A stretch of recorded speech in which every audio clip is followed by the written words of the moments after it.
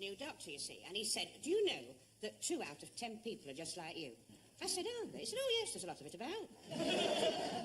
I said, well, what are you going to do? He said, well, what the trouble is, you see, that you are under great strain due to your superior intelligence. I said, well, what do you do about it? He says, well, you see, we sort of clear your brain. So I said, oh, really? I'm all ears. Tell me more. He said, well, we put you to sleep for a whole week. I said, well, with dreams like I have, I'll be worn out. Well, from which you can't afford to take the time off, can you? Well, that's what I told him. He said, what you'll have to do is have a cold shower every morning. And then a run round the park. Well, I had my first run this morning. I put my little shorts on. I just got as far as the road mending gang when I was under strain again. She faggy as Peacock. If I catch anybody on this counter smoking after the bell has gone, I shall take very severe measures.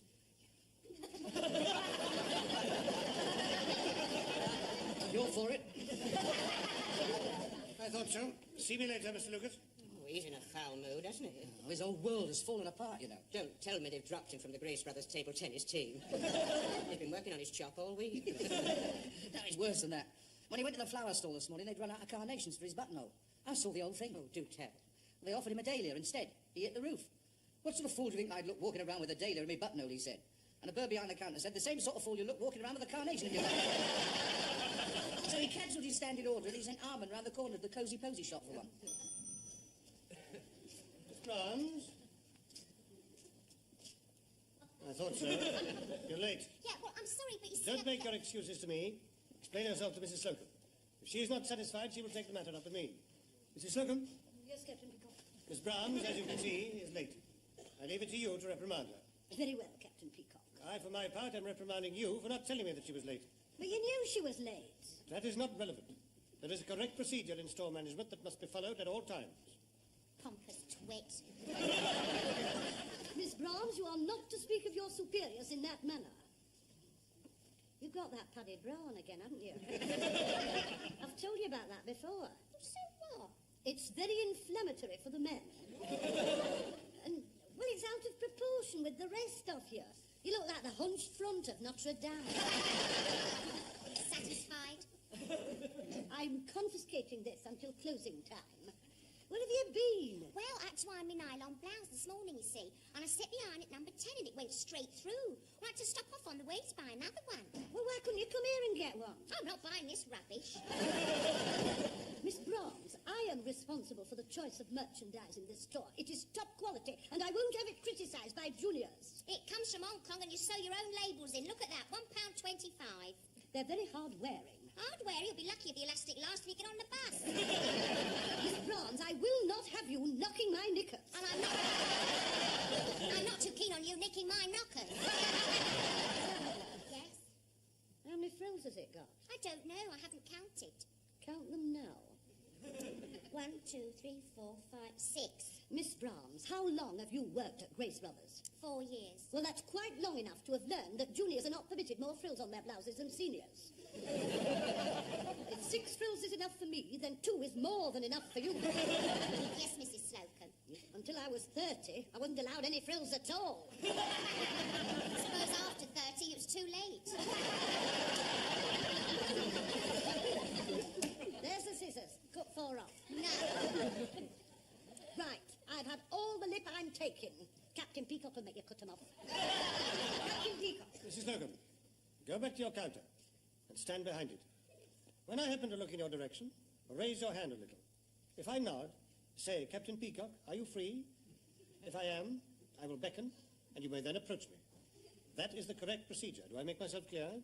Yes, Captain Peacock. That was quick. Shut up.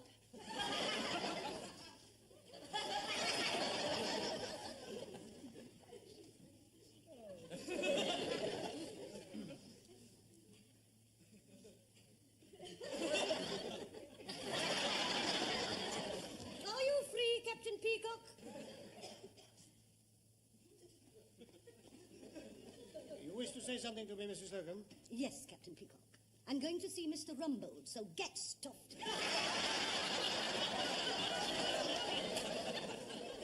Good morning, Mrs. Slocum. Drop dead.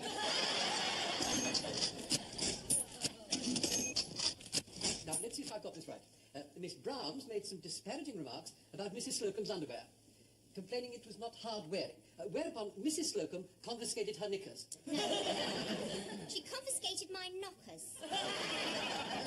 Knockers? Ah, I see, yes. The knickers were not hard-wearing. The door knockers were from hardware. No, they were under my blouse. You were wearing door knockers from hardware under your blouse. You consider this to be inflammatory, Mrs. Slocum. Well, I consider that you were perfect. Don't wear door knockers under your blouse anymore, Miss Brown. Mrs. Slocum then became agitated because up to the age of 30, she hadn't had as many thrills as Miss Brown. No, sir. Frills on her blouse. Yes, frills on blouse, which was being worn over the door knockers. Now it's all coming clear to me. She then approached you, Captain Peacock, intending to suggest that you had them cut off. I also have "get stuffed" written down here. Does that come in anywhere? I have a feeling it will very soon. What is this? It's our Jumbo Juno range. Miss Brown, I suggest you wear this instead of door knockers. I wonder what's going on. They've been arguing in there for 10 minutes. Yeah, well, perhaps Peacock will forget about me. Lucas! He hasn't forgotten about me. Come here, Mr. Lucas. You wish to see me about something or other, Captain Peacock? Yes, I do. What, no carnation this morning, Stephen? Go away. Captain Peacock, if you speak to me like that in front of juniors, I shall complain to Mr. Rumbold. Do your waistcoat up properly and get back to your counter. Oh, yeah. You'll pay for that. It's my own. So tough cheese. Well, if that's all, Captain Peacock, I'll go back to my counter. It is not all. On Wednesday last, I twice reprimanded you for standing around with your hands in your pockets. On Friday, you had no handkerchief in your top pocket and your hands in your trouser pockets again. Ah, yes, my hands were in my trouser pockets then because they were looking for my handkerchief from my top pocket, you see. On Monday last, I reprimanded you for having hairs on your collar. Well, it started falling out, you see. On account of the worry because of the reprimand you give me on the Wednesday. I do not want to see fallen hairs on your collar again. No, sir. If I feel it falling, I'll jump out the way. Unless you measure up to the standards required at Grace Brothers, we shall have to dispense with your services. Now get back behind your counter and send Mr. Humphreys over. Yes, sir. He's had a go at Granger. He's practically given me the sack. Now it's your turn. He wouldn't dare. He wants you. If you've got any complaints, will you get them over quickly? I've been under a lot of strain lately. Last Thursday... No, don't talk to me about Thursday. I thought I'd never get through the day. To start with, I got my high heels caught in the escalator. Then I had 6 pairs of Y fronts returned with substandard openings. The coalman came round to my mother and said that he hadn't had what was due to him. Do you know, by 11 o'clock, my hand was shaking so much, it was more than my job was worth to take an inside leg. Well, let's take Friday. You were off the floor for 25 minutes in accounts. Oh, yes, it's that ledger clerk in sanctions. He will insist on telling me about Ramadan. On Saturday, 2 customers complained that they had difficulty in breathing because of your aftershave lotion. It's not aftershave, it's my new skin tightener.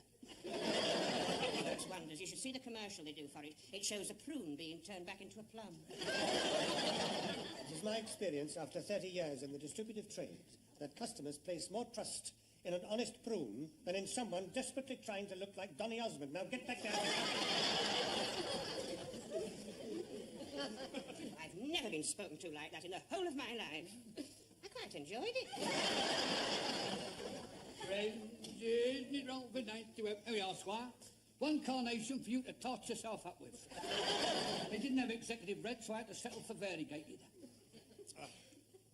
Well, that'll be all, Harmon. Leave the floor. Yes, Your Highness. Shall I grovel off or back away respectfully? Just go. Gather round, everybody. Not you. Oh, blimey. Now listen very carefully to what I have to say. Ah, Peacock, I'm glad you've got everyone together. Now, listen very carefully to what I have to say. I've noticed a marked decline in the appearance and efficiency of the members of this department. But that's just what I was about to say, sir. What on earth is that? Are you referring to my carnation? Is that what you call it? How long have you been here, Peacock? Over 20 years, sir. Well, by now you should know perfectly well that floor walkers are permitted to wear only executive red carnation. Now, this is a typical example of the sort of slackness and hooliganism that I'm talking about. We all know how to behave and dress. For 50 years, young Mr. Grace has shown us the way. He's appeared before us every day, polite, smiling and elegantly attired as a gentleman should be. Howdy, folks. I've just stopped off from my trip to the USA. We'd never have guessed. I brought back some great new ideas. Yours going right into orbit. I'll spill the note down to your bosses, and no doubt they'll fill you guys right in. That's it, folks. You've all done very swell. Wagons roll!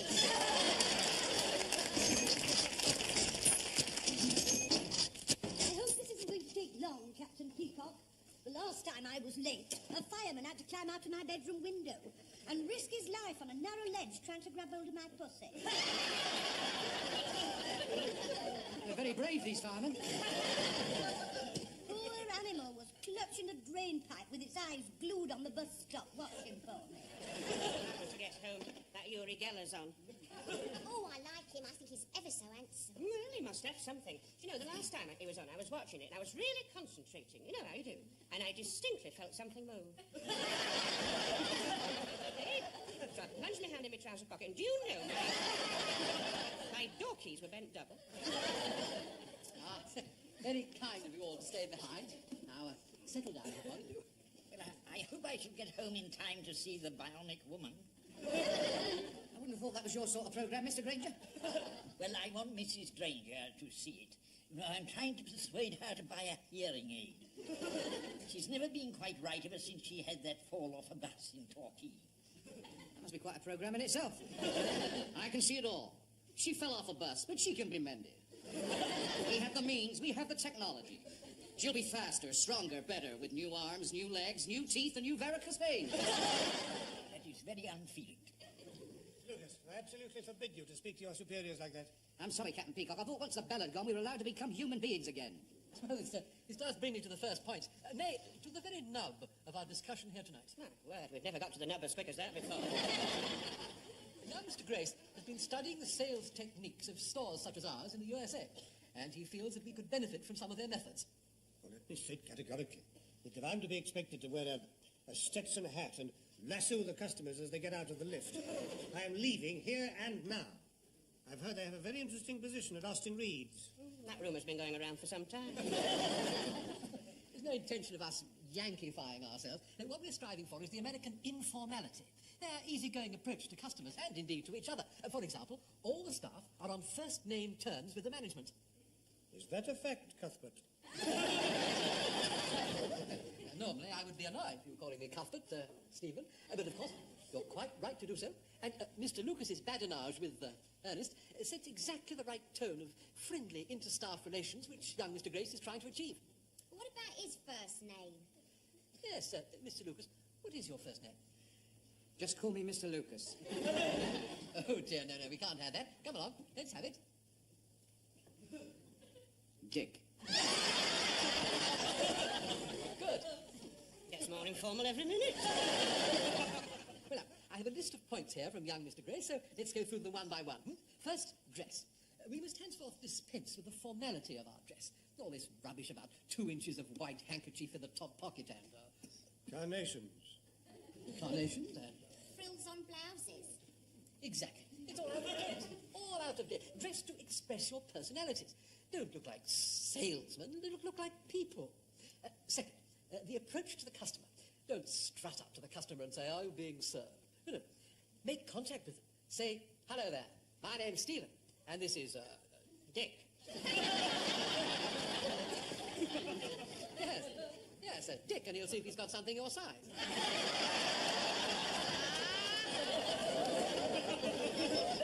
Thirdly, atmosphere. We must get rid of this museum-like hush. We must have background music. Oh, I shall look forward to that. Betty here, leaning over the counter, chewing gum, singing, "Hey, big spender, spend a little time on me." Watch it, Mr. Lucas. Dick. Thank you, Claiborne. Now, lastly, I have noticed a little tension between various members of the staff. Now, this can communicate itself to customers. Mr. Grace has ordered that we should start each day, as we mean to go on, by declaring our friendship for each other. Friendship? Yes. Yes, we shall start each day by gripping our fellow workers by the hand, looking into their eyes and saying, "I like you." Let's try it now. I'll set an example.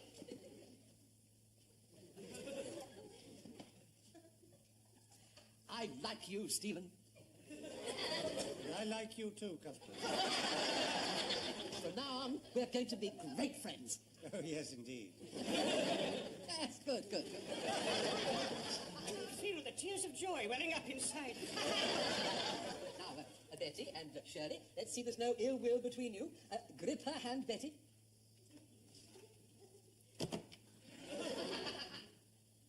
Smile. Now say, I like you, Shirley. I like you, Shirley. Excellent. Now, Claiborne. Hang on a minute, I'm not having this. She hasn't said she liked me. I didn't get a chance, did I? Old Juggy has jumped straight out. Oh, good job, yes, I like that. Very well, Shirley. You off you go, then. No, it's too late now. The moment's passed. Well, never mind. Let's all do it together. Ready, steady, go. I like you. I like you, Claiborne. Yes, excellent, marvellous. Now, I think this overtime has been very well spent. I have a question, Cuthbert. Yes, Stephen. May we go home? What a shame. We were just becoming good friends. Now, remember, when you come in on Monday morning, it's informal attire, we're all on first-name terms, and friendship and banter are the order of the day. Well, good night, Ernest. Good night, Claiborne. Sweet dreams, Cuth. Good night, Dick. See you around, Baldy. Good night, Shirley and Betty. Here, we don't have to kiss you, do we? No. Thank heaven for that. Good night, Stephen. Good night, Cuthbert. What do you think? I was dubious at first, but I can see the advantage of being able to speak one's mind and get things off one's chest without fear of upsetting anybody. I'm so glad you feel that, Stephen, because there's something I've been wanting to say to you all day. Oh, really, Cuthbert? What's that? Get stuffed.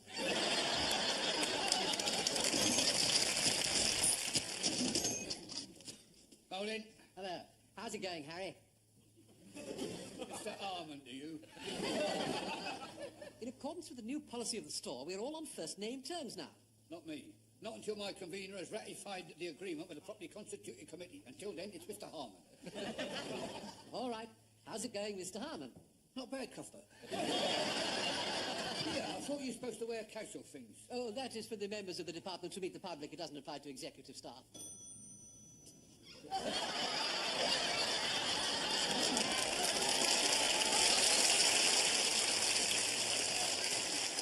I'm Mick Jagger and Twiggy's mum. Morning, Shirley and Dick. I must say, I think you both made a marvellous effort. Where's the signing in book, man? You dispense with all that sort of red tape. Just stand there. Now, I press this button. See, that's taken a picture of you and the clock. Well, that's done away with the red tape, isn't it? Where's Peacock? Stephen. Well, contrary to instructions, he arrived formally dressed as usual. So I've sent him off to our way out boutique to be made to look a little more trendy. Here, I never knew you had dairy chest. Yeah, I've had it for years. Why don't you try it?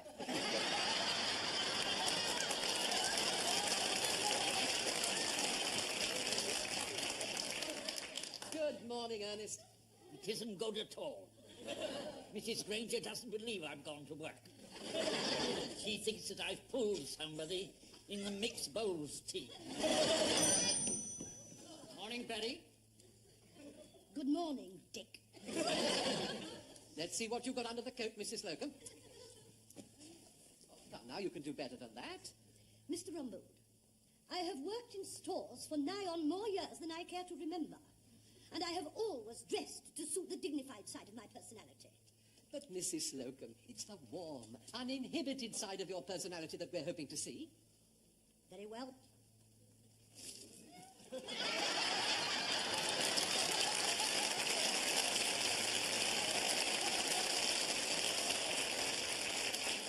I don't know about the front, but it's very uninhibited at the back. You asked for it and you got it. And a double helping too, if I may say so.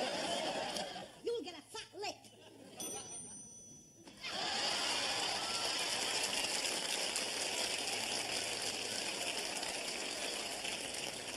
Cuthbert, Ernest, Shirley, Dick, and if I'm not mistaken, Mae West.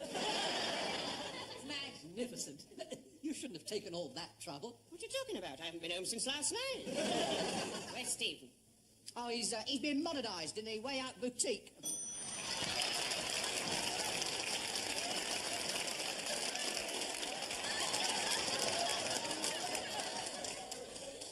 Get me Austin Reeves. Very good week, Mr. Dress. Yes, and may I say how glad we are that you've returned safely from your trip to the East? We've got all the ideas running. Everything's running very smoothly.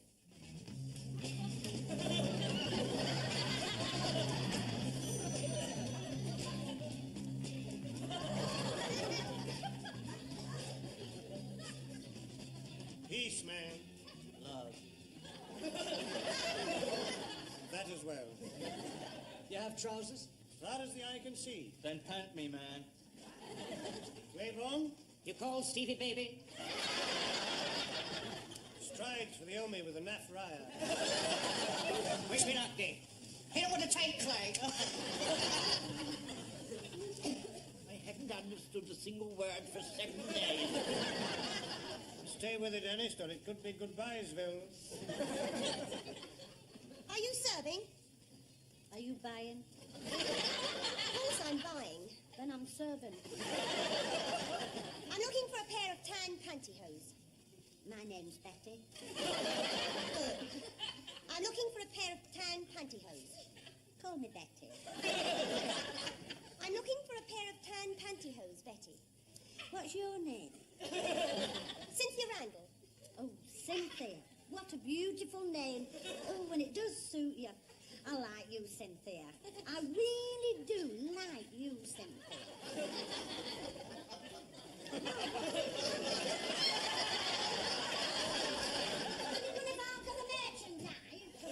Oh, I've been trying for all week, and I still can't get it right. Never mind. Let it all hang out. Don't you mean hang in? Not from where I'm standing, Betty baby. Hurry up. This display unit was supposed to be ready a week ago. All the other floors have got theirs. I'm afraid we've had certain teething problems. The teeth kept falling out. Come on, gather round, everybody. The display unit has arrived. Now, this will stand outside your lift. And every time the doors open, it will raise its hat and say, "Welcome to my store, welcome to my store." Oh, it's so lifelike. It gives me the shivers. Shall I activate it? Yes, Mr. Hum. Welcome to my store. Welcome to my store. Welcome to my store. Oh, switch it off, Mr. Welcome Harmon. to my store. I thought it was supposed to raise its hat. Yes, what's wrong with it, Harmon? Well, I told you we've been having troubles with it. Hang on. Shall I give it one more try? Yes. All right. Welcome to my store. Welcome to my store. Welcome to my store. Welcome to my store. Welcome to my store.